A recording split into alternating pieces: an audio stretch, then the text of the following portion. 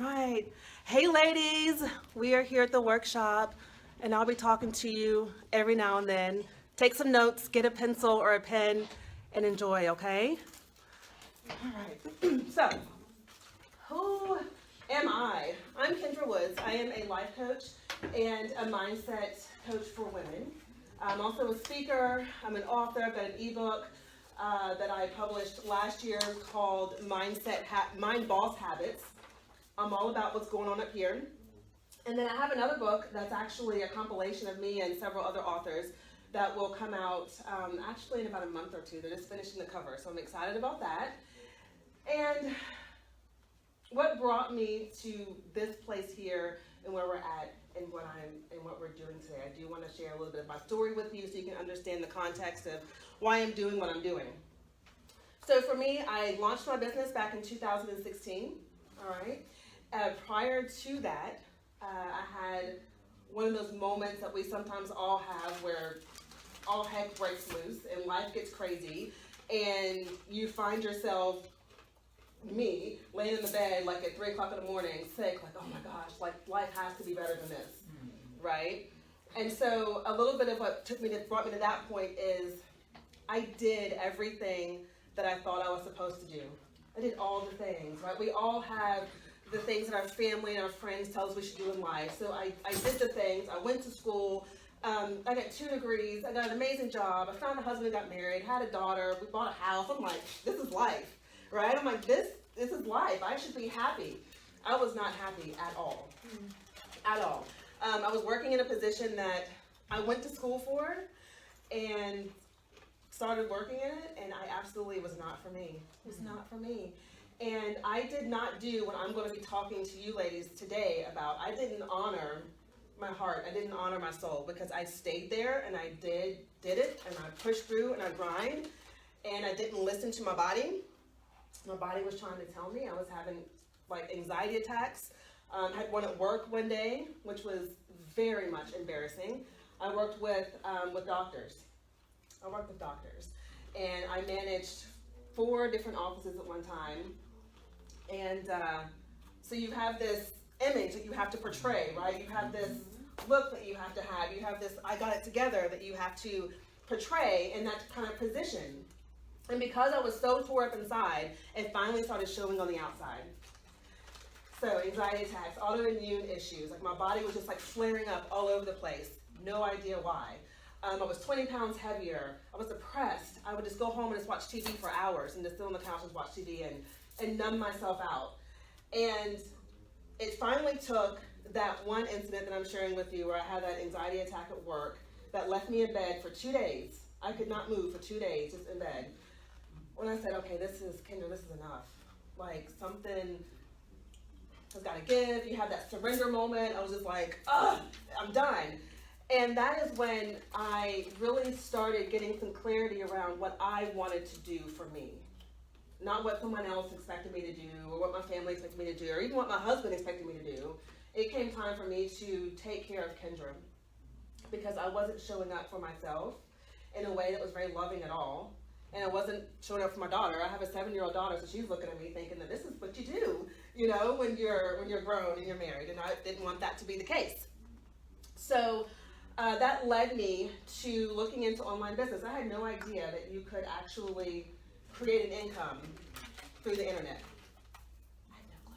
I had no clue. And so that is what led me to where I am now. I started out doing as a speaker, and then I slowly kind of went into coaching because I love working with women in a one-to-one setting and even in a group setting because I get it, I understand it. I was able to really tap into my gifts, my intuitive gifts of really hearing what you're not saying kind of thing. And so that has led me to where I am today. And this workshop is my very first live workshop. I've done everything online for the past couple of years. So when I would do workshops, I would be at home with my phone like this, wow. And doing it that way and interacting with the audience, through the computer. And so I'm stepping out of my comfort zone and I'm showing up and putting myself out there. And it feels amazing just to see all of your amazing faces smiling and excited to be here. And I can feel your energy is good. And so I appreciate that. So, why self-love? Self-love is something that we talk about it all the time, right? We hear, go get a massage, get your hair done, get a pedicure, take care of yourself. And while those things, yes, are activities you can do to show love to yourself, I want to take you a bit deeper today and go a little bit beneath the surface, right? Because there's always, here's what I see with women, and I was one of them. You all know with an iceberg, you see the top, but the mass is underneath, right? So imagine a woman, and I'm talking about myself here, who looked like she had all of her stuff together. Hair was done nice, they had the handbags and the suit. I'm like, I got myself together, right? So when people see me, they're like, she has got it together. However, there was this huge, big iceberg underneath that was struggling and stressed and not believing in herself and not honoring her desires, not, speaking her truth, doing what people wanted her to do because she didn't want to upset anybody, all that stuff. And so that's why I wanted to do this today, to take it deeper and to really tap in to your heart. We live up here a lot. We live up here a lot. And not that our mind has a place. But what I feel we need to do is understand how to make our mind the servant instead of it being the master.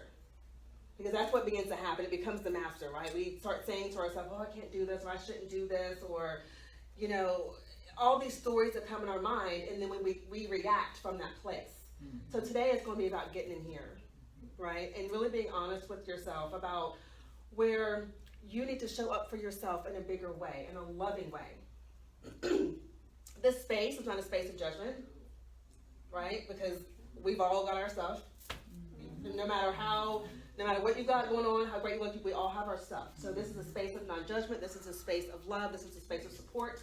And this is a space where we can come together and support one another and rise each other up. Because we can't do this by ourselves. We cannot. We're not islands. I used to think I could. And I'm still working on receiving help. Because it can be hard sometimes. You think you have it, I can do this. Or I don't want people to think I'm weak. Or all the little stories, right? All right, so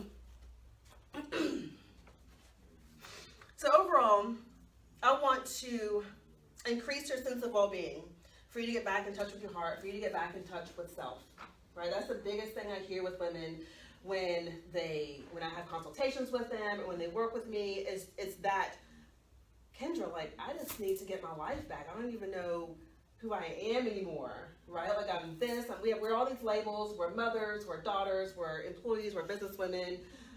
Some of us are wives. We have all these hats that we carry, and we begin to lose sense of who we are at the core. So that is what our goal here is today.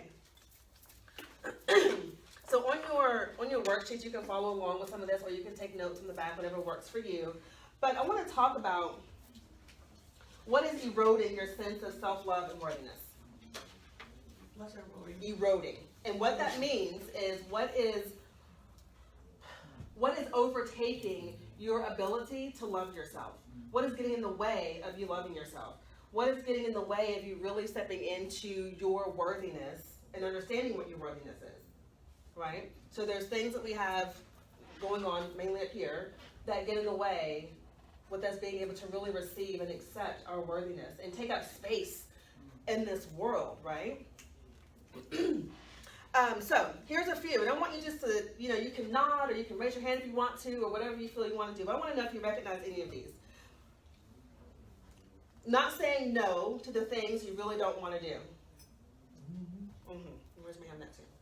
And I'm getting better at that, but I'm telling you, it can feel so scary sometimes, right? When you don't want to do something, but then you feel a sense of obligation because of your friend or your family or whatnot.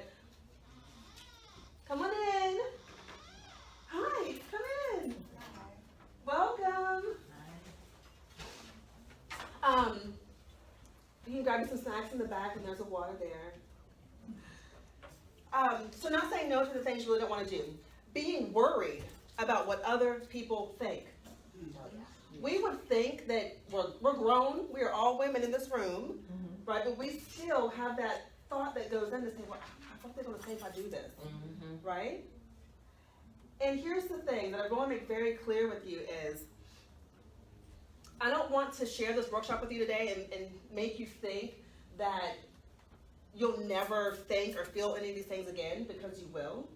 But what I want you to take from today is, okay, it will come up, these thoughts will come up, these feelings will come up, but this is what I now can do to navigate around that, right? Because that's what we're not taught. We're not taught how to navigate our emotions or how to navigate, the thoughts that go on up here. But once you know that, it takes the power away, because when it comes up, you can say, okay, there you are again. But it's all good, because I'm going to do this, and this, or I know this, and this, all right? Choosing relationships and activities that aren't great for your well-being, but fill the void. But fill the void. So this is all about, now this can get messy. It can get real messy, because you've got to start looking at yourself, and that's really hard to look at yourself and say, okay, you know what, I'm not living up to my expectations in this area of my life, right? And so when we choose to not face into that, we choose something else. We choose a relationship, we choose TV, we choose shopping, we choose all these other things so that we don't have to look at this over here. But looking at this over here is where the healing takes place, that's where the growing takes place, that's where that self-confidence comes in, right? Being hard on yourself for not having achieved a certain level in life. Yes. So what that sounds like is, I'm 38 years old, I should already be blah, blah, blah, right? Or I'm 50 years old, I should already be at blah, blah, blah. Yeah. Comparing your journey and accomplishments to that of other women. Do it all the time. And it's not until you become conscious of yourself doing that you can then say, okay, stop. Right? I do it, especially with Facebook. Oh my, and everything's online for me. So I can scroll through and I'm like, oh, look at this coach over here. She's doing this and she's done this and I haven't done any of that. No, Kendra, stop. Right? Because we don't know what another woman's journey is. We have no idea what she's gone through, yet we look at where we are and think, well, I should be over there. And that's how we take ourselves out of the game. That is how we allow our feminine power to be leaked from us to other people in the world, right? You make yourself feel bad for your perceived weaknesses. Why can't I just be or do better? And I say perceived weakness because I'm a very emotional woman. To the point that at one point I used to beat myself up over that. Kendra, why do you have to wear your heart on your sleeve? Right? Why can't you have a poker face? Why do you care so much? Your weaknesses that you perceive are weaknesses are your gifts. They are your gifts. And when you can begin to see that, that's again when you can step into that power. Because yes, I'm emotional, but because I am so in tune with my emotions, I can tap into your emotions and get right where you are and help you get out of that like that. And so whatever you're perceiving as your weakness, begin to look at it as, okay, this could actually be my gift or it could be my strength. How can I use this for my benefit?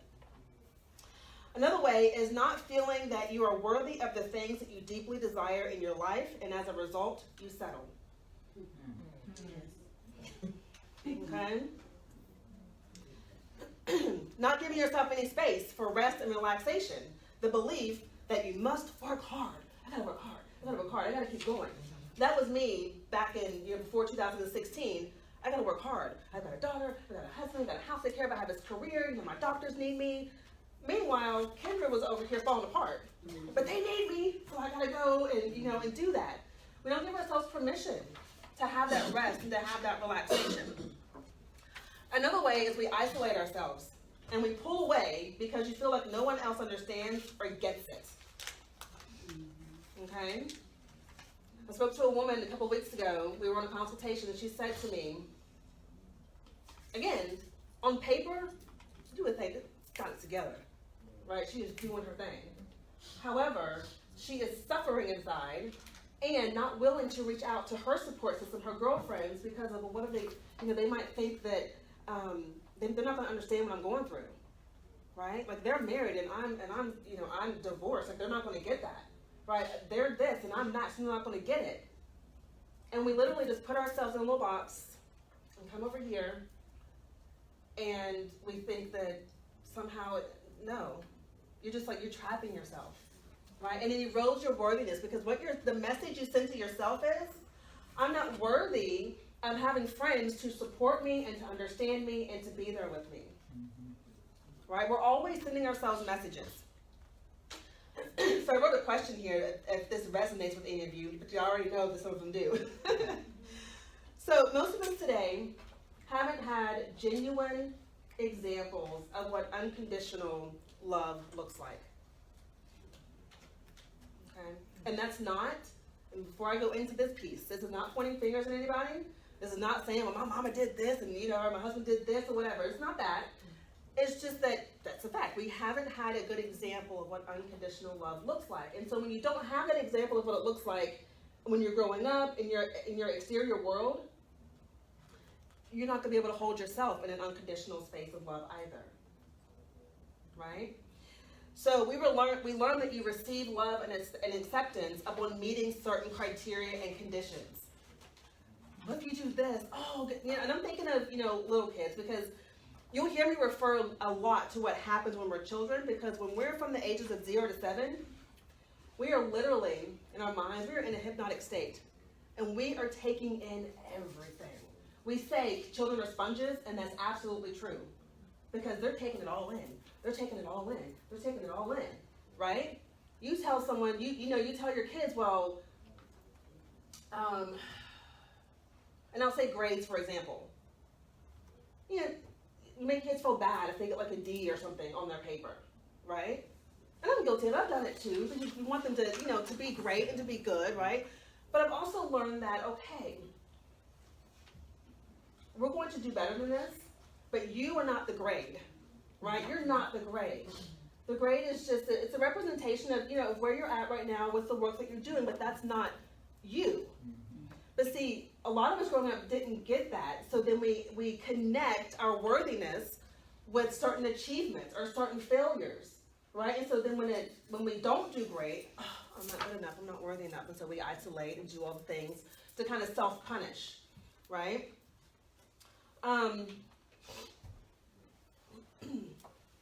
Following all the rules is another one, right? Especially as women, we're taught to be proper and, to be in our space and to, be seen but not heard, type of thing. And living in that space growing up, you carry that with you into adulthood. And that's that feeling you get when you want to speak up and say something, but for some reason the words can't come out of your mouth. It's because you've been conditioned that, no, you don't speak up. Just sit, be quiet, and smile. Right? And that was me for so long. I would just smile at you all day. Right? Because I'm like, oh, I can't say anything. What's going to happen? Okay? And so and so I want you to start just thinking back on some of the experiences that you've had in your life, where maybe it was with a parent or an authority figure, or somebody in your life that has made you feel, that's kind of dimmed your light a little bit. It's kind of dimmed your light a little bit. Because when you look at children, they're such beautiful reflections, because they are just unencumbered by anything, right? They're curious. They want to explore, right? They want to know what this is. They ask questions, right? And so we've got to do the work to get back to that childlike space where we can honor that, right? You can still be grown and have your stuff together, but still honor that childlike part of you that has the questions, that wants to be silly, right? That wants to just, break loose and do whatever. So here's what I want you to ponder. I'm going to give you just maybe a minute or two to ponder this question. Where do you feel that you're not good enough, smart enough, or like something is wrong with you?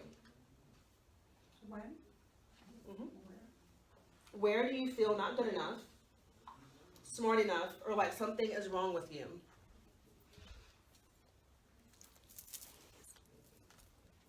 Just think about that for a moment.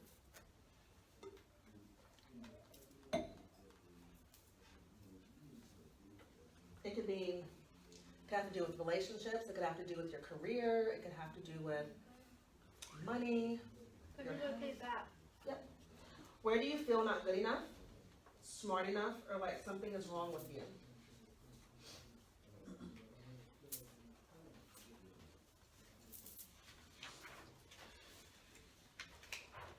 I do not have a watch up here, or a clock on this one. No, we used to have it, but then they took it Yeah, down I and thought put so. the TV up.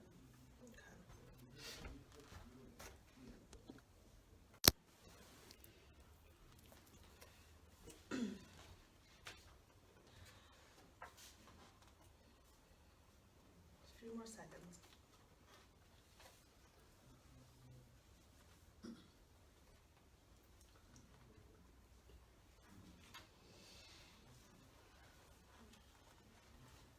So, how does that feel to acknowledge whatever it is that you wrote down? Anyone else? Truth, Truth? Yeah. truth, absolute truth. My answer, definitive answer to that question sums it up because that's a three-part question, not good enough, Mm-hmm. smart enough, or something's wrong with you. Right. And it's other people's expectations. Yeah. So when you look at that, you can tie it all back to the expectations of others. Yeah. Anybody have anything that they want to share?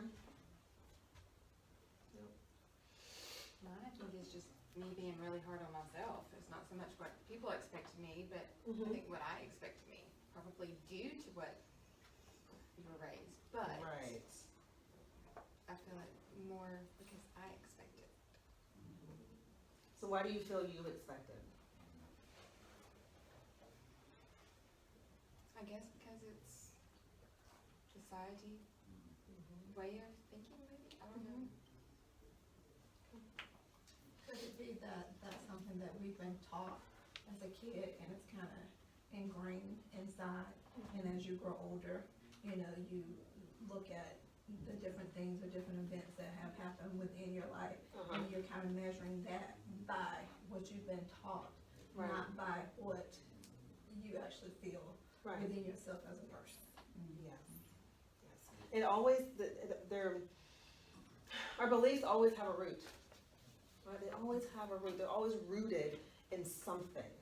And more importantly, they're mostly rooted in experiences. Right? Because what happens is when you have an experience, you're in the moment having that experience. You're also having an emotion with that experience. And when you put those two together, your brain takes it, locks it away, and says, oh, okay. And the moment something else happens in your life that remotely feels similar to that, your brain pulls that memory back up, and it prompts you to respond in that way. Right? It's conditioning. It's programming. And it's habitual. And a lot of times unconscious because you've been doing it for so long. Right? You've just been doing it over and over and over again for so long. So it's always, one thing I always share with my clients is get curious about why you do the things that you do. Get curious when you find yourself triggered by something that makes you upset or something that, you know, or even something that gets you emotional, makes you sad, or makes you weepy. Why? Get curious, just ask yourself. Like, that's interesting that I'm responding that way. Like, where could that come from? Right? So, when we don't have the great example of pure action when you respond from that place that you need to take, right? Because you're not going to feel worthy, you're not going to feel good enough, well, something's wrong with me, what do people want to think? And if you do take that action, you play small, right? Maybe you take a few steps, but then, oh my gosh, it feels uncomfortable, and then you back up again, right? And then you go out there and you try to do it again, and then, you back up again. And we play this 3 steps forward, 2 steps back game in our life. And when you stop and really think about it, it's a pattern.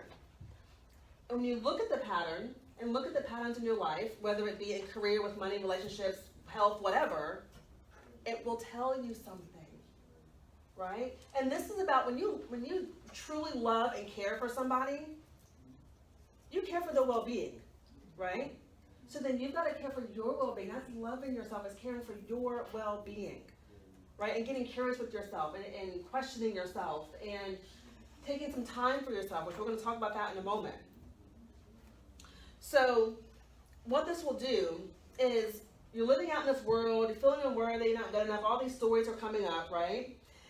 And you're then trying to solve this perceived problem, right? Because you're thinking that this is a problem, by trying to overcompensate by being perfect, right? By being hard on yourself. I gotta do it this way, it has to be like this, or I didn't do it good enough. What's wrong with me? Keeping yourself busy. Busyness is a form of self-sabotage. It is a form of self-sabotage. Now, I know that life happens. I get it, right? But you really then have to get honest with yourself and say, all right, am I just filling my schedule up with stuff because I'm trying to avoid something else? Or because I'm trying to, make myself feel like that, yep, I've got it all together and I'm handling this? And saying yes to all the things as an attempt to prove that you're worthy. And if you don't take anything at all from this workshop, the one thing that I want you to take away from this is that your worthiness is not tied to anything exterior. You are worthy the moment you took a breath in this world. Period. Period. It's non-negotiable, right? It doesn't matter. We have this thing where we entangle our worth with our failures, right? And even with our successes. And that's not the case. Your worthiness is always in place. Always. Right? And you got to remind yourself of that when things start going haywire, or life gets crazy, or you're feeling like you don't know what's going on, or you're feeling like that you want something different in your life. It's okay. I'm worthy enough to have that. I get to have that. I don't have to prove anything in order to have that. And of course, also getting involved with relationships because you think it will fix the void. I am worthy and I'm lovable because of this relationship. And I'm not just talking about relationships like, with husbands and what. I'm talking about relationships with other women in your life. Right? So thinking about what relationships are in my life right now that I'm just settling for because, I want to have a friend, right? Or I want to feel like somebody cares. Okay? So these fixes that we try to do, trying to be perfect and having that perfectionistic attitude and getting into relationships, this will help you in the short term. Right? It's like that short-term fix. You're having an emotional moment, you're like, I'm going to eat some ice cream. Because it just feels good. Right? But it's not helping you in the long term. And I want you to begin looking at yourself from a place of such love and gratitude that you're looking at not what the woman of today would do with where you're feeling, but what would my self tomorrow be happy with me doing that I get to do today? Right? Does that make sense? Like, what would my future self be happy with me doing right now in this moment?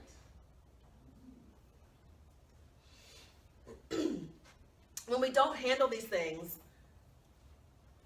we get that feeling of anxiousness in our body. And all that is just agitated energy inside of you that has nowhere to go. Because you're not letting it out, right? Because you're not really speaking your truth, right? It leads to even some forms of depression, right? You're depressing, or pushing down the way that you're feeling, the way that you're thinking, the truth that you really want to speak,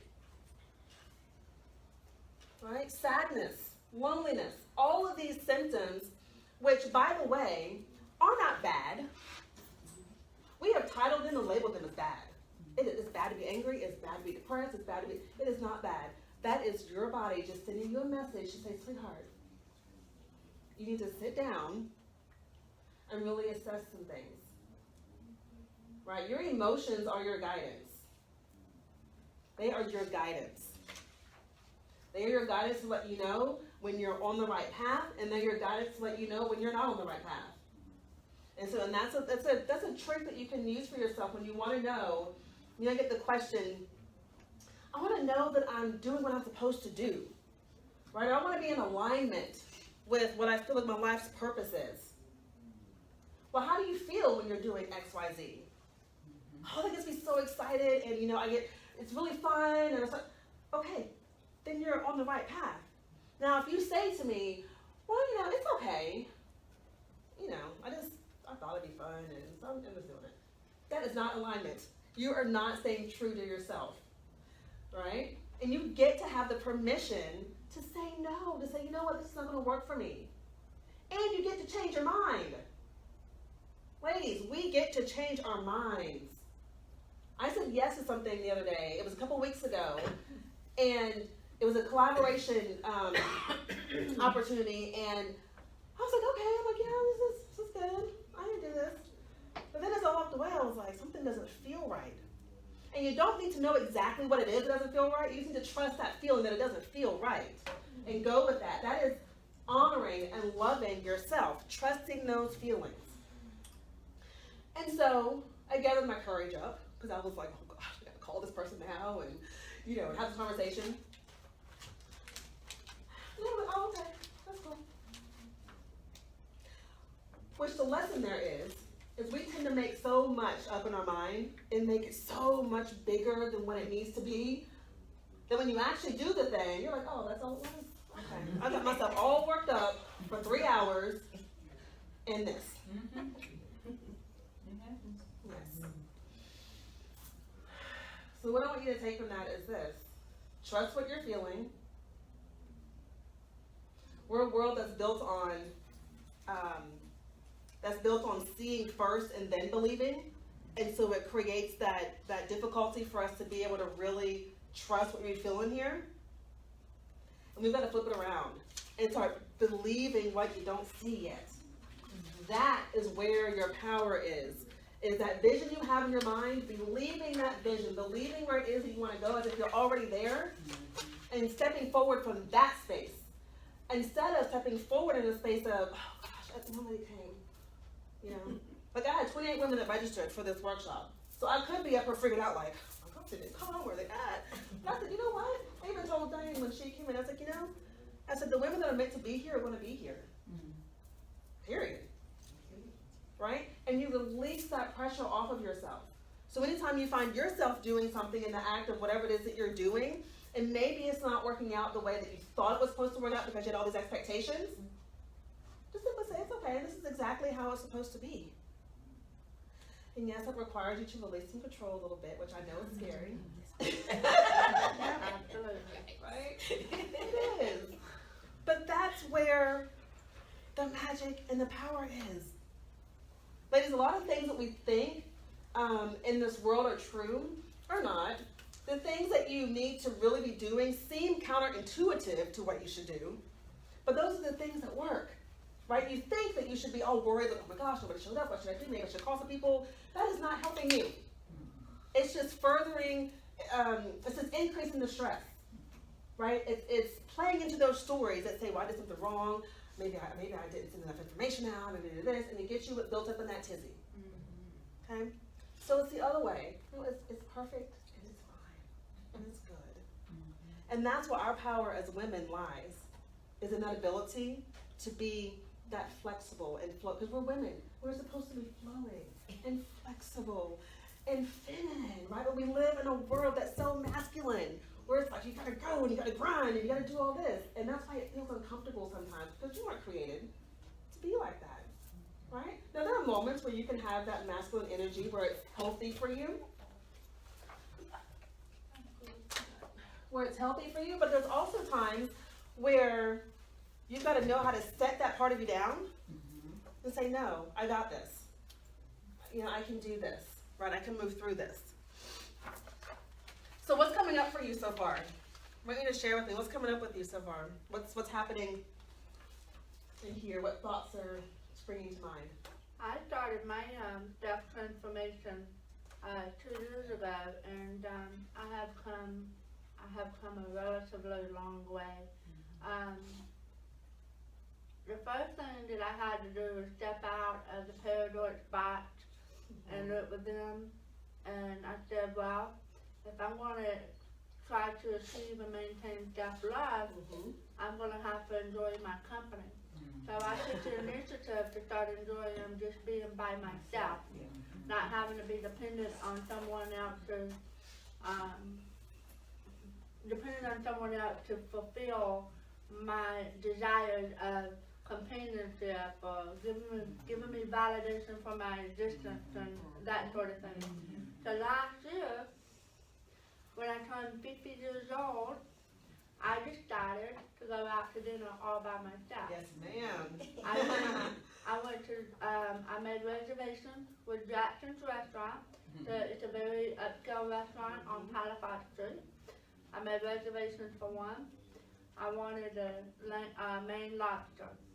So I did that. I had Monday night, the day before my 50th birthday, dinner at 6 o'clock.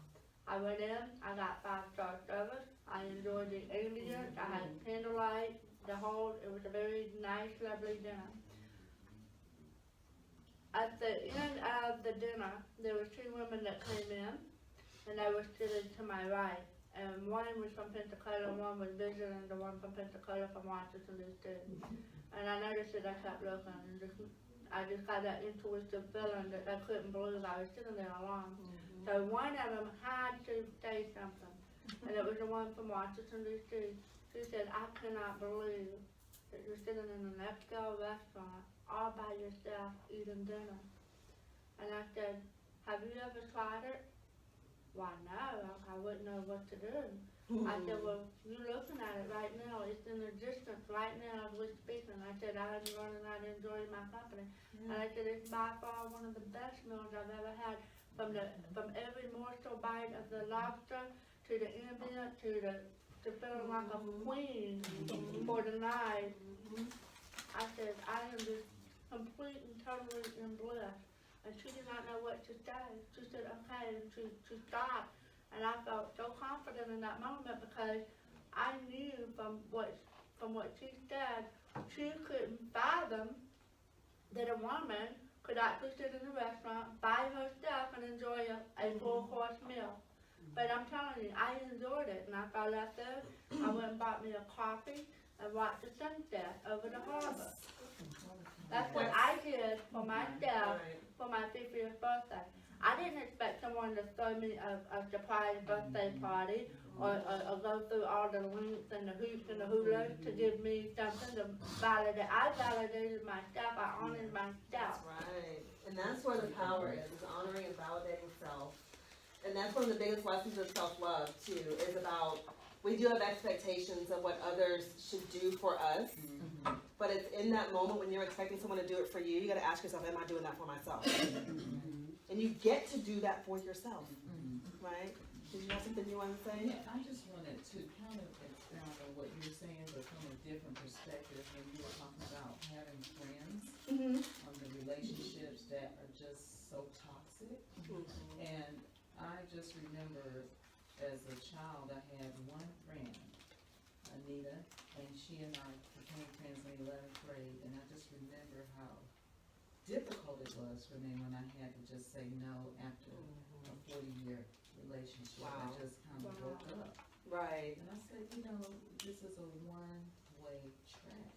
And there's an exchange when you truly love each other. Yes. So I had to learn how to be by myself and not embrace individuals who did not return embracing me. Right. And after the years, and I can't begin to tell you how painful it was for me to release someone that I had known since the 11th grade, and then see me have my children, and she see me have her children, and her children's godmother, and she's my children's godmother. It was simply painful. And just hearing you speak about it, I don't even think I really processed it the way that I should have. I kind of rejected it rather than processed it. Right. Because it was painful. Yeah. Yeah. And that's a human reaction. We want to lean more towards the pleasure instead of the things that are painful.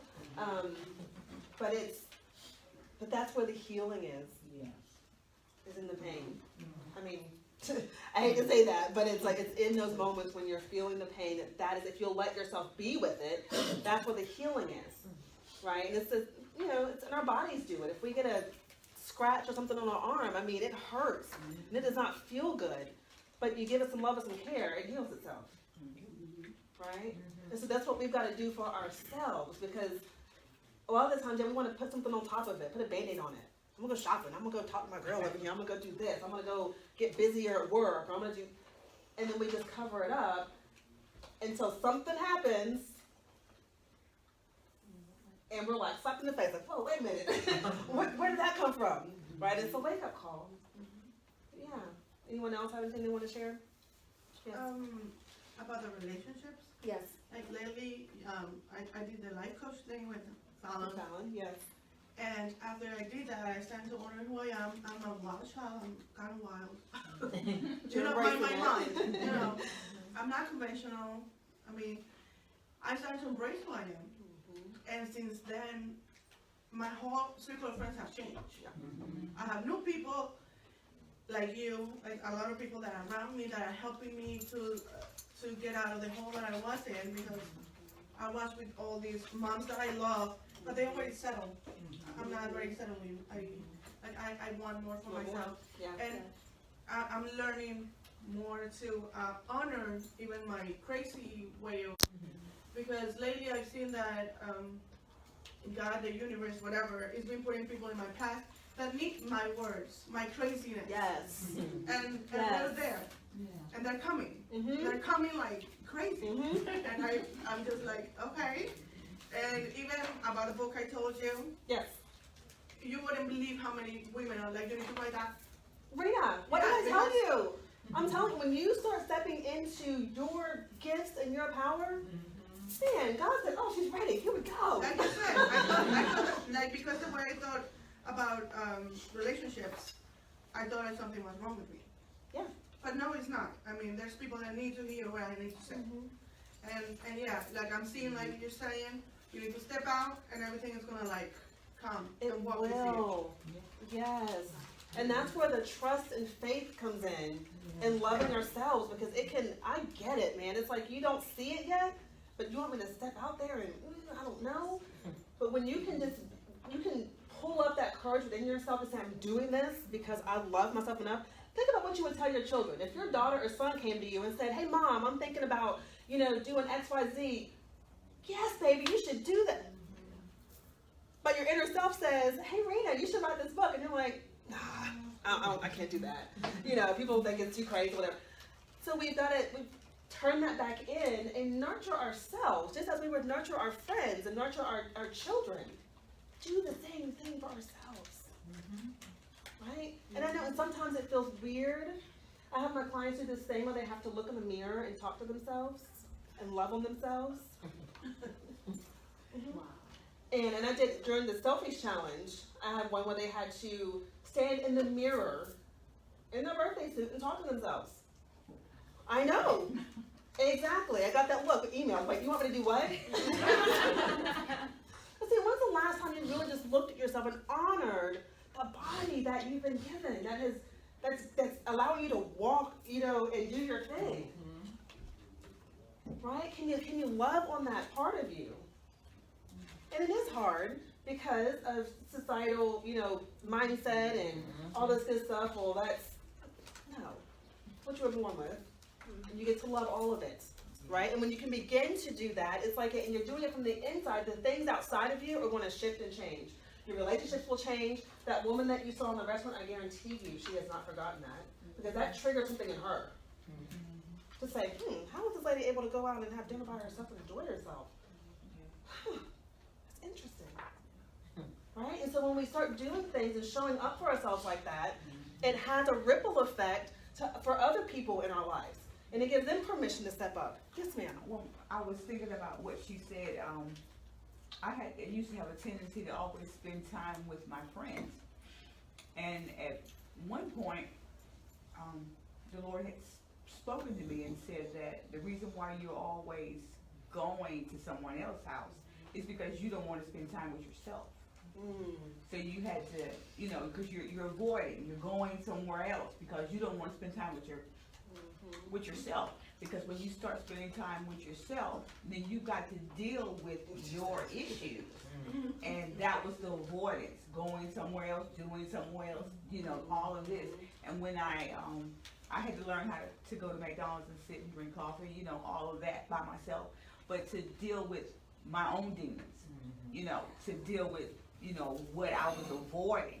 And then actually sitting down and go, oh, that's why I do that? You know, it just, you know, it was a whole different turnaround. Because you just don't want to deal with that because you'd rather go and do and this and that. But then when you have to sit down and really face those things, that's a whole different level. That's a whole different situation.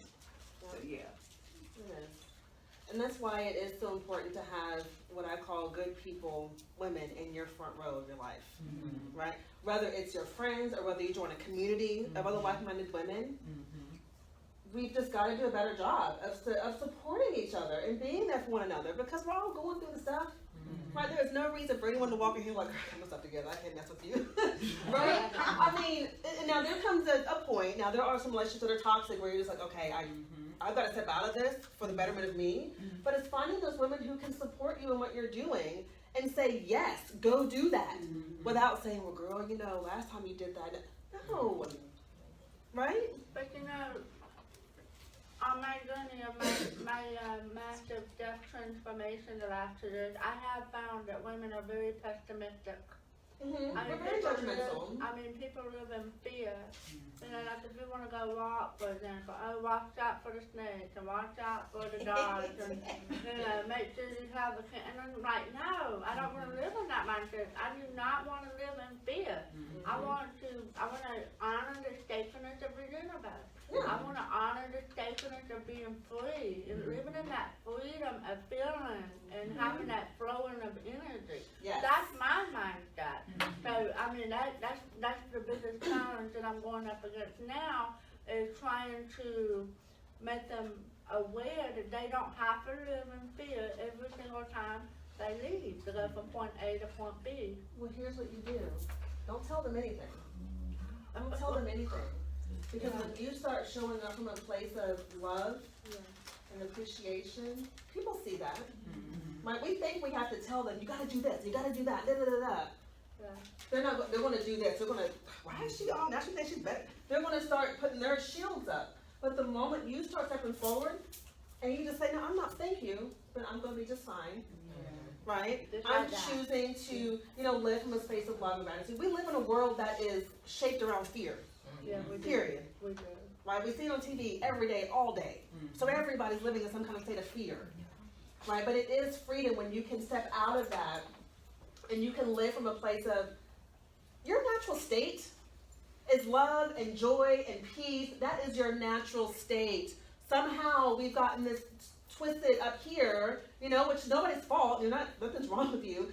That the natural state is stress and struggle and strife. That is not your natural state.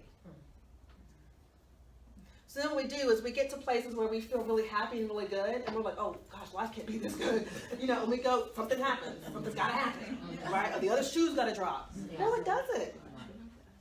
It doesn't. It gets to be amazing and fantastic. And yes, it's gonna ebb and flow and have its moments, but even in those times when things seem like they're going downhill, you don't look at it and say, oh gosh, life is happening to me, you know, this is what is happening to me, it's happening for me. What do I need to see in that? Exactly. Right? What do I need to see in that and getting the lesson? So, here's what self-love is not. It's not about just feeling good and looking good. Those are important, right? But it's more than that. It's about a state of appreciation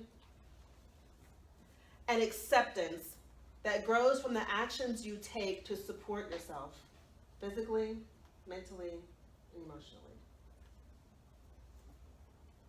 It is a state of appreciation and acceptance.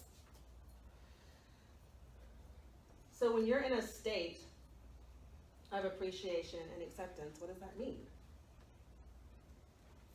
that means that that is the condition that you're in, right? That's the condition you're in internally, right? If you're in a state of gratitude, you are internally in a state of just pure thankfulness and appreciation, right? Self-love allows you to accept your weaknesses just as much as your strengths. And it's about practicing compassion and forgiveness while you strive to create purpose and fulfillment in your life. It's about embracing all of you. All of you. The most powerful work that you can do in yourself is to face into your shadows. I worked with a coach last summer, and we did what was called shadow work. Where I literally, we did some other things, but it was me facing into those parts of me that I really didn't want to look at. Right? Like, I knew they were there, I did a little bit of work on it, but I'm like, okay, I did some work, I'm good. No. Like, she made me go there, right? In the trenches of the dark space, and the experiences and memories that were not fun to look at, right? And let me tell you, self-love can be messy. It can be messy. There can be lots of tears, because I had lots of tears and moments of just, oh my gosh, why did that? You have all those moments, but you love yourself in those moments, because when you're having those moments, that is when you're healing. You're allowing it to be released and to bubble up and to be seen and to be heard, because as women, I don't care what you say to me, you can't convince me. I know that as women, we desire deeply to be seen and heard in this world, right? And when we don't give ourselves permission to do that and face into those the shadow sides, and we reject that part, we're rejecting ourselves, right? So with my need for perfectionism is like I always have a recovering perfectionist. But for a long time I beat myself up for that. Why can't you just go with the flow, Kendra? Why can't you just be? Why can't you just be this? Why can't you just be that? And I was beating myself up about that, not making myself feel good. So that was me fragmenting myself. Right? Well, you over there, you're not a part of me. I'm going to go over here and be, we've got to pull that back together. The part of you that maybe gets angry too fast, it's okay. Look at it. Pull it together. The part of you that, I don't know, that you feel is overly sensitive about things, it's okay. Pull it in. The part of you that's bitter about whatever has happened in your life, look at it. Love on it. Embrace it. Accept it. Right? I'm not saying you have to agree that whatever happened was right. What I'm saying is that you accept it for yourself so that you can digest it and process it and then move from there. Does that make sense? So in minutes do, which I've already said, we push it down and we go find something new and exciting to do. Right? So it's that,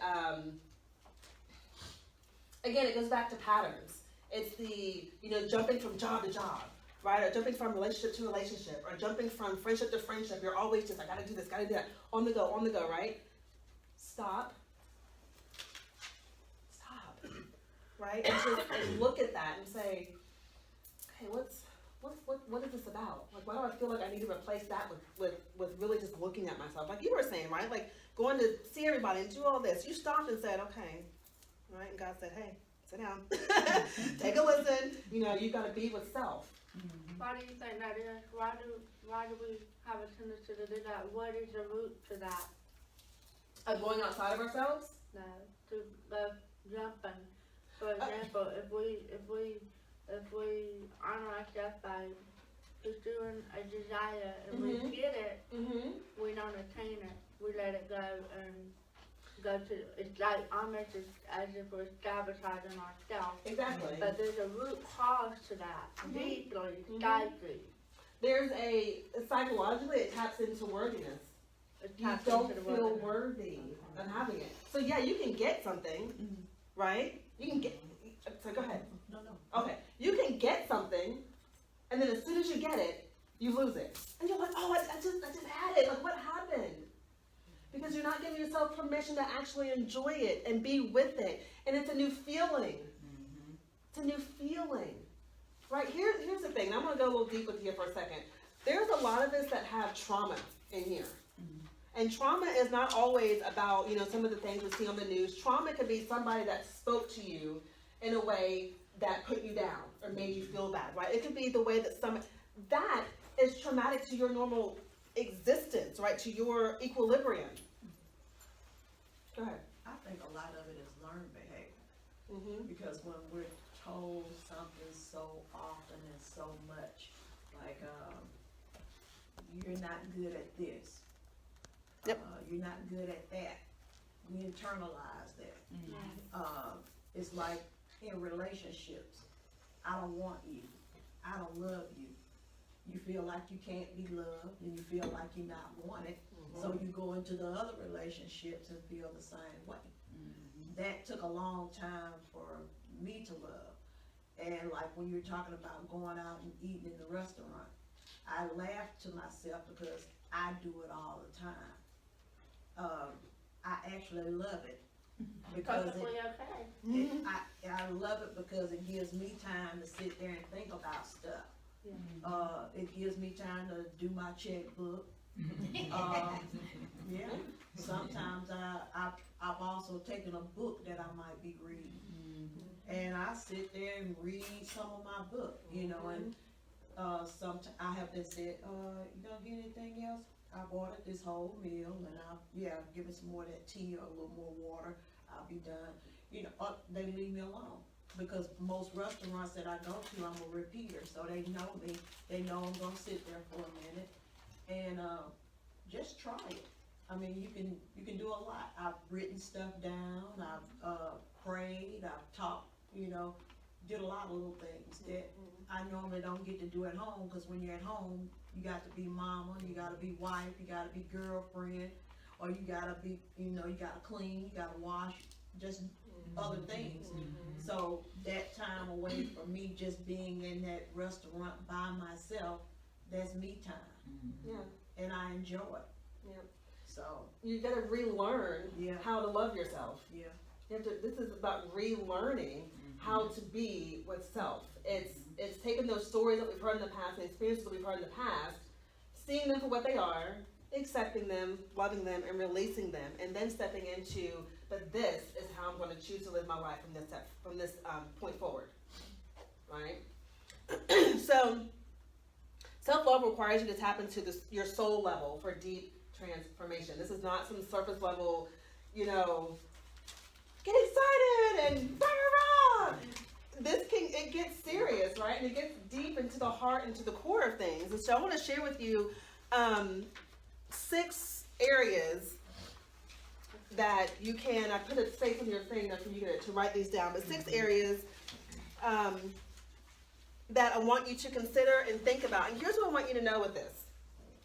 Some of these things that I want to share with you, you've probably heard them before at some point in your life. But what I've learned is we don't know something until we've actually become it. We don't know something until we've actually become it. So we can know that, yeah, you know, I should express gratitude towards myself. But if you're not doing that on a daily basis, you don't know it yet.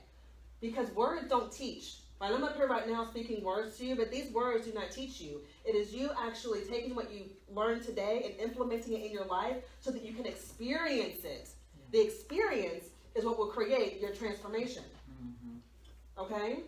So at the end of this, yes, I'm going to be sharing a whole lot with you, but I just challenge you to take one thing, 1 or 2 things from this and say, I'm going to implement this into my life and begin integrating it. Okay? Because transformation doesn't happen in 1 workshop, it doesn't happen in 2 workshops, it doesn't happen in 3 workshops. It happens every single day. Every single day. There's a transformation happening. You're not the same woman. You're not the same woman that you were an hour ago when you walked in here. Right? You're always changing, and I want you to honor that and know that, okay, I want to do something different today. So I'm going to do this one thing, and I'm going to work on this for the next week. Right? Because sometimes we can take it all in, and we want to just do everything, this big old overhaul, and then we, you know, overwhelm ourselves, and then we sabotage ourselves by then stopping because it's just too much at one time. You like water hose yourself with all this stuff. So take a couple of things that I'm going to share with you and go from there. The first things first is, and you've all said this in some form or another, is you've got to fill your cup first. You got to fill your cup first. When I was going through my my own transformation, when I was going through all that mess that I was going through, one of the things that I promised myself when I laid in bed, recovering from my anxiety attack, I said, okay, I'm going to start getting up first thing in the morning and taking care of me, right?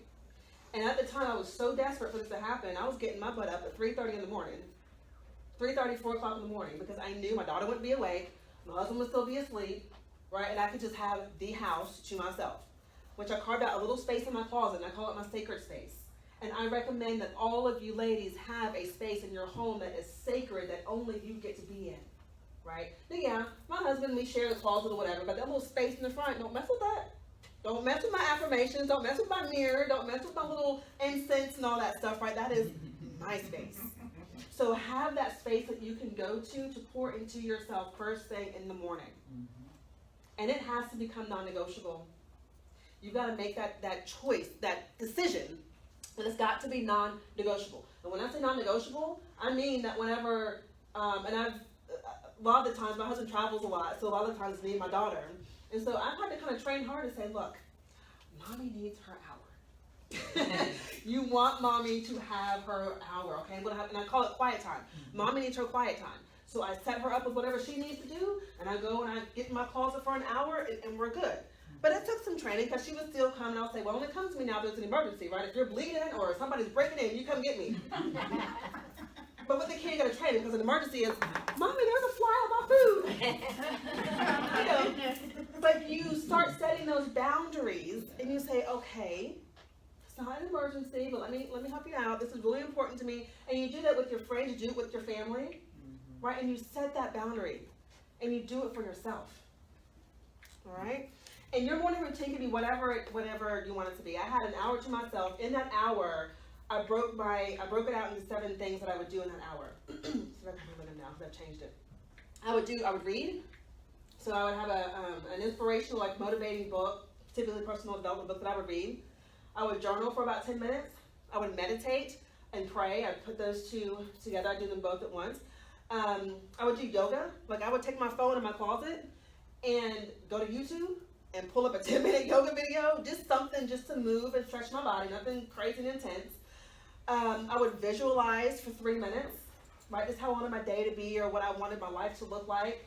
Affirmations, I would say affirmations to myself in the mirror. And I would take just a few minutes to do all these things within that hour, but it set me up for the day, right? Our soldiers do not go to war without preparing. Like, they know, like, okay, we've got to prepare some things. We've got to get our plan ready. We've got to do this and that. Yet many of us walk out into our life, out into the mainstream of life, just, oh, okay, I'm ready. And then life starts beating you up. You're like, oh my gosh, what do I do? You know, what's going on? So this is a way for you to fortify yourself. Okay, so have something that you can do in the morning for yourself. I don't care if it's 10 minutes. Do it. Okay? You could say preparedness meets opportunity. That's what that's about. Yeah. Making sure that you're ready to meet the faces that you must meet. Exactly. The second thing is for you to live life intentionally. And what I mean by that is it means to create your life based upon your values and your beliefs, based upon how you want your life to look. It's about being conscious of your desires and taking conscious action to build that. It's being deliberate about everything you do. Deliberate about everything you do. And intentions are strong. Like, that's why I had you set an intention before we got started. Because it's a message you're sending to yourself. And although you can't really see it or put your fingers on it, your mind and your body gets it. Your mind and body are always listening to you.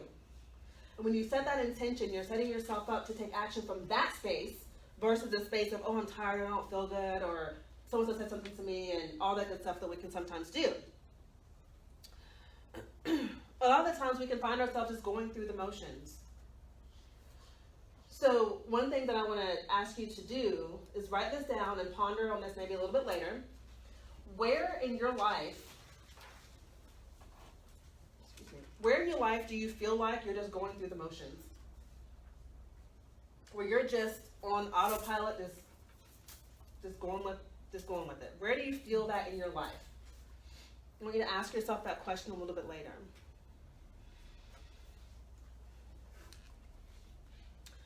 Being intentional puts you in the driver's seat.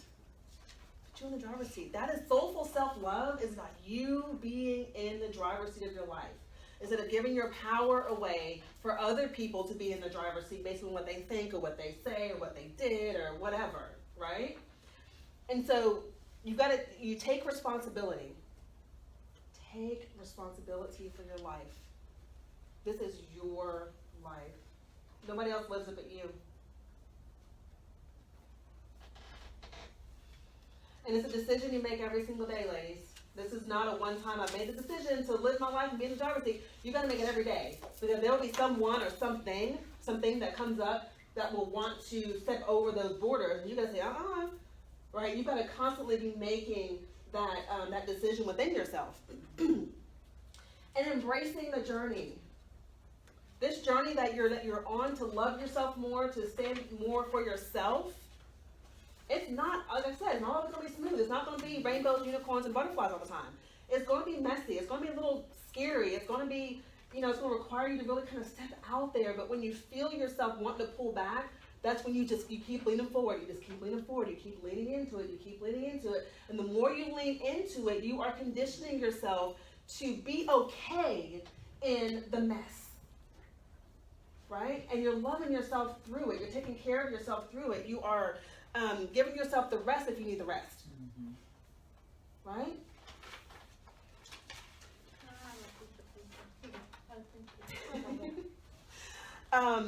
Number 3 is examining your relationship with yourself. Examine your relationship with yourself. How committed are you to yourself? Here's something I want you to think about. I don't know who all in here is married, but I'm married. And you go to the altar and you make these beautiful vows to your partner that you will be with them in love and in sickness and in health, and rich. When you're poor, you'll always be there for them. But have you taken that vow for yourself? Have you taken that vow for yourself? Right? I started thinking about that one day. I was like, man, I told my husband I'd be there for him and all this. I'm like, do I do that for myself though? Like, have I made that vow to myself? Right? Like, that's where it needs to start, is with yourself. So ask yourself, how committed are you? And pay attention how you talk to yourself, either out loud or even in your head. Start paying attention to how you talk about yourself, right? Are you saying that, oh gosh, girl, I'm always so late? Or are you saying, like, I just can't seem to get it together? Or, I just feel like I'm too much? Or whatever it is that comes up for you, what you're saying to yourself, again, your mind is listening, your subconscious is recording it, right? Anytime you think you want to go against it, it says, no, over here you said he was always late, so you're going to hit that snooze button one more time. That's true. And it's exactly what happens. Right? Cultivate awareness. Pay attention to your thoughts and feelings, like I said. And prioritize your self-care. Your number one priority is, you need more paper? You done? Okay. Your number one priority is your well-being.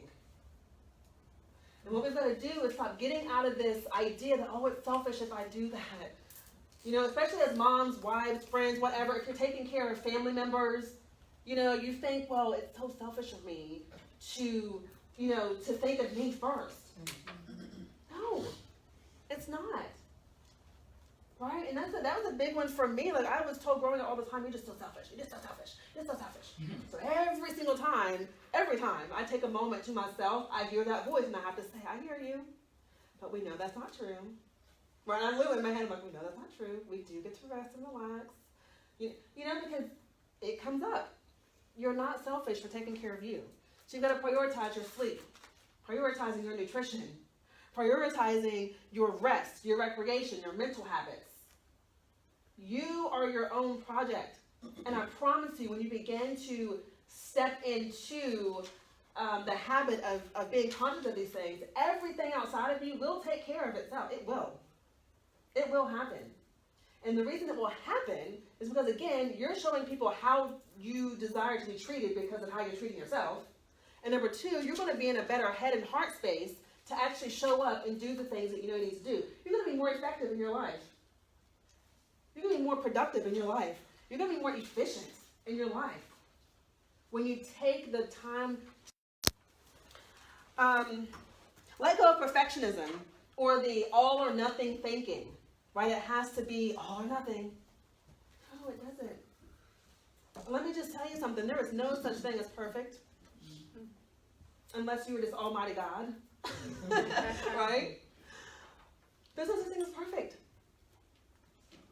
It's a recipe for self-blame. When you try to extend yourself to a level of perfectionism, you're setting yourself up to blame yourself because you're not going to meet that level. There's a difference between practicing excellence in what you do, right? And that has to do with the pride and what you put into your work and yourself. And there's a difference between that and trying to be a perfectionist, right? Just let it go. There's no such thing as perfect. There's no perfection. There is only progress, right? Progress over perfection. It also leads you to being hard on yourself. And what I want you to, like I said earlier, is as you're working on loving self, I want you to don't try to eat the whole elephant, right? It's like take it moment by moment. And maybe you say, this week I'm going to do this, and this week I'm going to focus on this, right? Sit down at the beginning of the week and say, my focus this week is just going to be giving myself space to rest. And maybe that means taking a hot bath this week, taking a detox bath this week, and letting myself soak, right? Or maybe it means sitting in your car for about 5 minutes before you go into your house and get into your day. Give yourself that moment, right? Do you have a personal crisis plan? No. What do you do when crisis happens in your life? Right? Huh? Panic and freak, right. So what you can begin to do is, what am I going to do when things go crazy in my life? When things are like all over the place? Having a personal crisis plan. How am I going to move through this? How am I going to deal with this? Who can I reach out to and ask for help if I need that help? What activities can I do when things are going crazy that will help me feel better? That will put me in a better headspace? Journaling, meditating. I love both of those. Journaling and meditating. Journaling and meditation, it allows you to tap into a deeper level of your consciousness that you don't get right now. Okay? Go for walks. Get in nature. All right? Unplug from technology. Ooh, I have so much to share with y'all. All right. The next thing, number 4, is cultivating mindfulness. Giving yourself space to think. Giving yourself space to think. I want to share something with you here really quick. Have you all heard of, you've heard of the different brain waves, right? Yeah. Beta, alpha, theta, alpha, theta, delta. I want to share something with you really quick. Your beta waves is where you're at right now. Right? You're aroused, you're up, you're awake, you're listening. But this also includes stress and anxiety. This is your fight or flight. We've all heard of the fight or flight response, right? When you're stressed, that fight or flight response is pumping those hormones and chemicals through your body, and your body's freaking out trying to figure out what to do. Your alpha waves are slower waves. You're not as aroused. It's whenever you have completed a task and you sit down and kind of rest for a second. Right? You're in alpha state. It's time out for reflection. If you're outside walking, like after this, when you go outside and walk around, alpha state. Theta, slower, much slower brain waves. Taking time off of a task and daydreaming. You are in theta waves when you're driving on the highway. I believe it. And because that's how you miss. Oh, I missed the exit. You know? Over there. Great ideas tend to flow when you're in theta state. Okay? And this is also associated with repetitiveness. So when you take the same route to work every single day, and you get to work and you're like, oh, I didn't remember passing the McDonald's. I didn't. Right. Right, because you're just doing it automatically. That's auto. Oh, wow. Brushing your teeth, taking a shower, doing your hair, putting your clothes. It's just, you don't have to think about it. You don't have to use as much activity to do what you need to do. You can mentally disengage. That's what that means. Your delta waves are when you're sleeping. It's your resting in your sleeping state. Most of us live here. Where we live. And we're like, why can't I get any good ideas? How come I don't have any clarity? Because you are here. And you've got to give yourself space to get here. And the only way you can do that is to stop. But the cycle we do is beta to delta. Beta to delta. Because we're awake and we're running around like crazy and we go to sleep. We're awake, we're running around like crazy and we go to sleep. Right? Now, if you were to get in your car and run your car at 100 miles per hour all day long, what would happen to that car? That thing wouldn't last for nothing. But this is what we do to ourselves. We are running our bodies like there's some kind of machine. Not a machine. Okay, so we've got to, this is why, take the time to have your morning routine, to meditate, to get in that space. Thank you, I needed enough time. But I want to say while you're taking a break, I have got the appointment downstairs at 12:30, but I appreciate this. Thank you for This has being been here. Such a blessing. Yes. Thank you. You're welcome. And here's my service. Okay, thank you, ma'am. All right, so this is about cultivating mindfulness, all right? Pay attention to how you're reacting throughout your day. Notice I said reacting, not responding. Because when you're responding, you're here. When you're reacting, you're here. Always reacting, all right? Number 5. Honor your soul desires. Honor your soul desires. And I think most of you get this by now, because we've said this over and over again. Are you living your life based upon the expectations of others and not truly honoring your desire? What you want. The power of asking for what you want and need. A lot of us don't ask for what we want or what we need. Right? And I had to learn that in my own relationship with my husband. I had to tell him, you know what? Because he's the opposite of me, by the way. I'm very much an introvert. I love being by myself. After this, it's going to take me, I'm going to have to take a while, like literally a couple of days to just kind of get myself back, recharged again. Now, he loves being around people. This gets him just going, right? And sometimes I have to tell him, I'm not available for that. Like, I cannot do that right now. This is what I need. I need to just be home. You and the kids can go do what you need to do. I need to be home and just be. Right? And it's being okay and loving yourself enough to speak up and own that. Right? You don't have to feel bad about it. It's just what you need. Right? Setting boundaries, and of course learning to say no.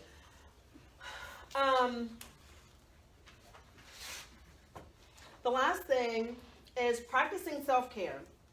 And so just like I told you to create a non-negotiable morning routine, you've got to create a non-negotiable self-care routine. It can be one thing that you do a week.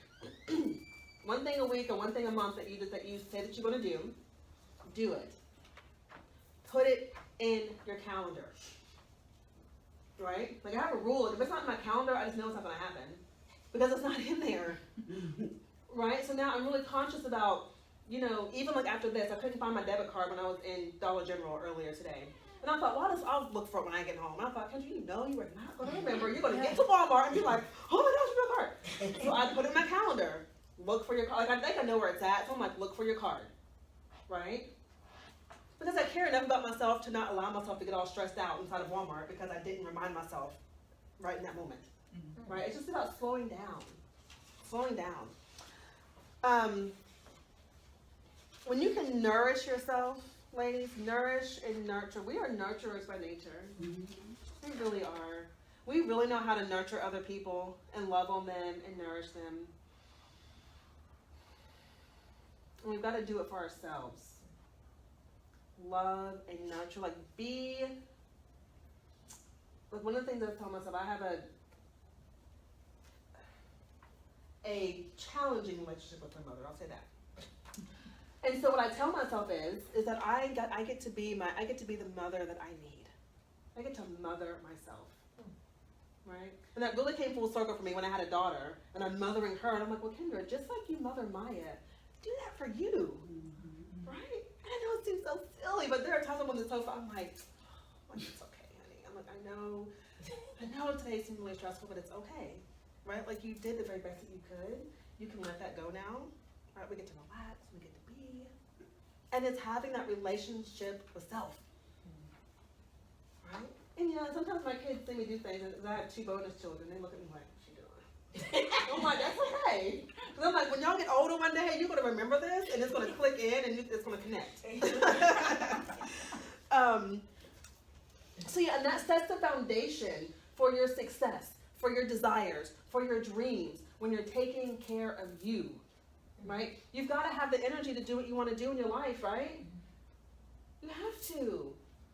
And so you get that energy by pouring it into yourself and loving on yourself and taking care of you and doing what you need to do for you so that you can then show up even bigger and bolder for the other people in your life and for the other responsibilities you have in your life, right? Yes. The one thing that I have noticed through my transformation, and the best that I can explain it, and you may get that, Mm-hmm. is that when you're making the transformation and the ripple effect, the energy of the ripple effect will be in the parallel. If you went down to the lake and see the ripples in the water, the water's always moving forward. It never, ever, ever flows backwards, ever. It's always going upwards. It's going forward. It's flowing. That is where the God has helped me to understand, to my level of understanding, how the energy works in the universe. So when you are in a relationship and you start to become mindfully aware of yourself, getting mindfully aware of connecting to yourself and your body, to loving and honoring and embracing yourself physically, emotionally, mentally, and spiritually, it is going to be, and it will be, changes in relationships with people. And when you start vibrating, on a higher frequency, the people that you used to associate with will no longer associate with you. And it's perfectly okay, because you know why? Because it's like telling yourself, you would be lying to yourself and saying an apple and an orange taste just alike. An apple is an apple and an orange is an orange. And so when you start changing, know this, and it's okay. It's okay. It's supposed to happen, right? It's okay. If you have someone in your life that you love, and you know that it's toxic, you already know that it's toxic, and you start changing, and you know that you're frequently getting less and less with that person, it's okay. Then eventually, the energy is moving. It's like this. We can't hold the day. I can't hold 24 hours in my hand because it's going to go right through me. It's always constantly moving, and that's We've how got to move with it. When we gotta don't, move with it. that's when we feel the resistance and the anxiety and the oh my gosh. Yeah. And then I love that you brought up energy because that's exactly what happens. Your energy, when I mean energy, like your emotional state is at such high level, it no longer matches the person that's down here who's complaining all the time and frustrated and oh girl and all that. And so it just falls away. Yeah. And you begin to have new people that show up in your life that match the frequency that you're on.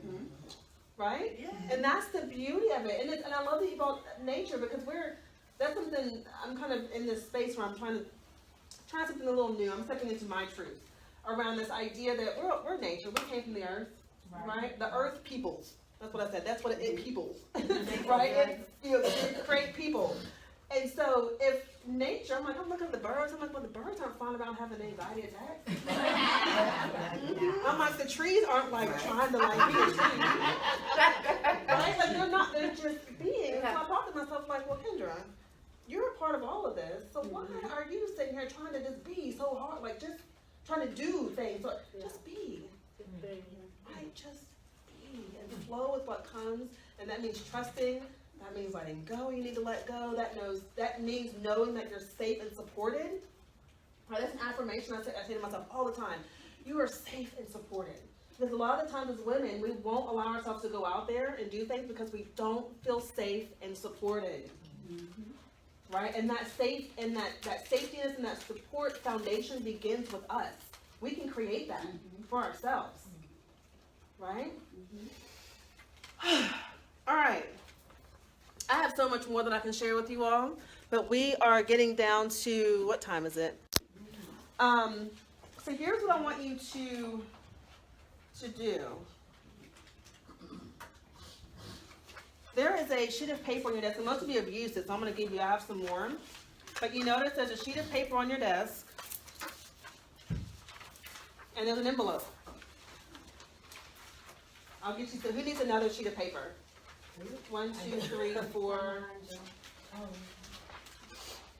You need another sheet? You can have this one.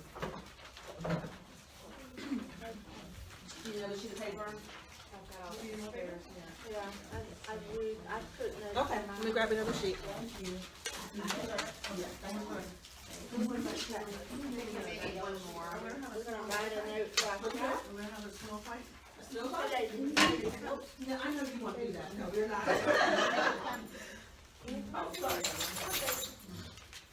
Everybody got a piece of it? All right, what I want you to do is, I'm going to give you about 5 minutes. But first, the envelope that is here, I want you to address this to yourself. We're gonna write a note Address to our it to staff. yourself, yes. Like you're going to send it to yourself. And I want you to then address it to yourself, and then I want you to write a love letter to yourself. Wow. And what you're going to do is give them to me, and I'm going to send them to you in 1 month. Oh, We're gonna send so we them. have to write the address and all that. Yes, I need your I address. have another envelope. I said. I'm not going to come stalk your house, I promise. I'm just going to send you. Take this out. Here you go. Can I grab this? Yeah. And to write a letter to yourself, as you would if you were speaking to somebody that you really care about and you honor them and you're proud of them and you love them, whether it's a daughter or it's a grandmother or whoever, speak to yourself that way. Right? And just love on yourself in this letter. All right? And last thing, don't think too hard. Let it flow. Just let it flow. Okay?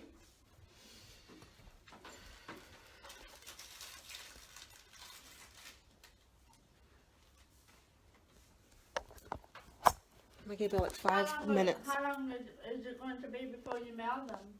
I'm gonna mail them to you in 1 month.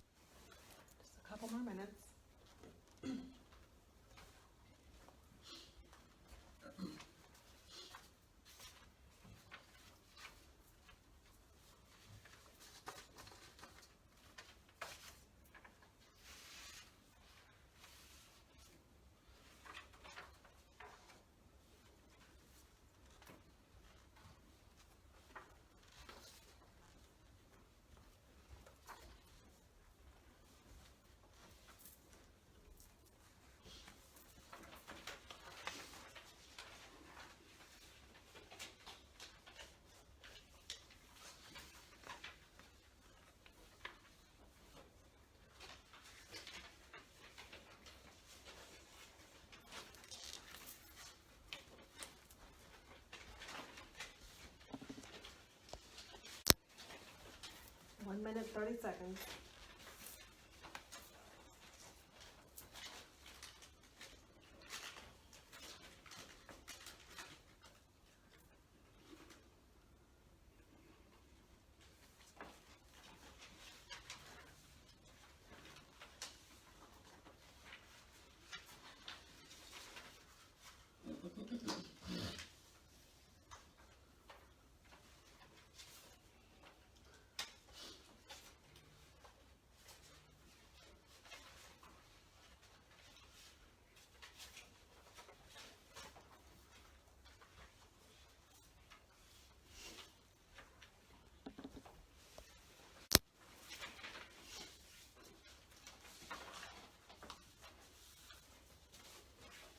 You want us to seal it? Yes, you can go to fill them. Yeah.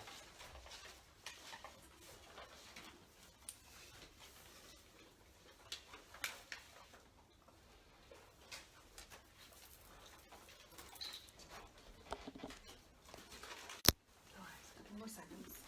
Are you done with this, Anita?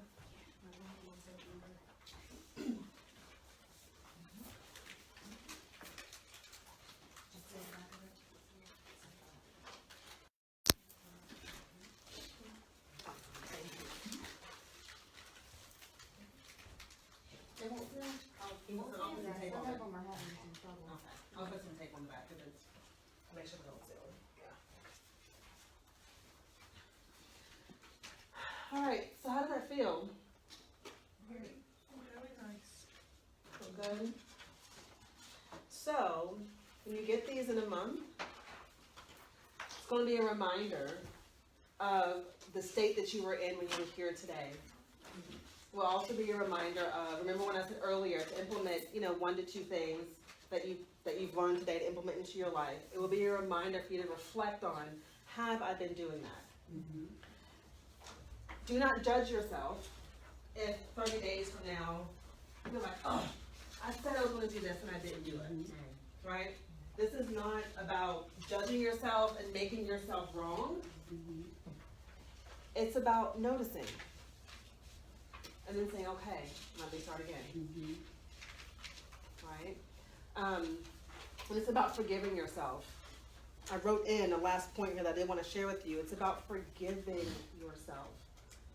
It's time to stop making yourself wrong for whatever it is that's going on or that has went on. It's time to stop making yourself wrong for it. All right? And again, practicing that compassion and that grace with yourself, right?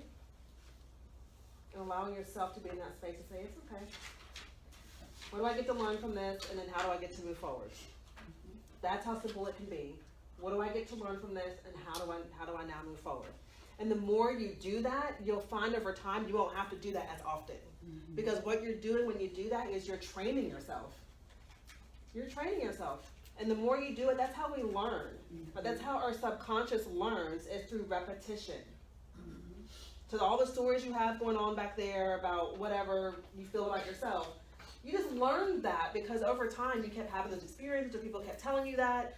And so the way that you get to do the work to reprogram that is by taking responsibility for your life and saying, you know what? This is what I'm going to choose to feel and believe and act from, and I'm just going to keep doing it again and again and again and again and again. And it may seem silly, but I'm going to keep doing it again and again and again. And the more you do it, you're going to wake up one day. I've had so many of these moments where you wake up one day and you're like, oh, I got it. Because it just feels like something just clicks in and you're like, I got it. Yes. Right? And that moment feels so amazing, but you've got to keep doing it. Right? You gotta keep showing up for yourself. Like today, you showed up for yourself today, right? I'm grateful for all of you that showed up to be here for yourself and to support me, but more than not, you came for yourself. This is for you. Thank you. Right? So I want you to take that away with you today, okay? What I'm gonna do now, I do have some nice little raffles that I'm gonna give away. Miss Danetta here has created for us. I'm going to walk to the back of the room. Okay, ladies, I got to say bye to you now. Love you. Thank you for being here, and I'll talk to you again soon. Bye.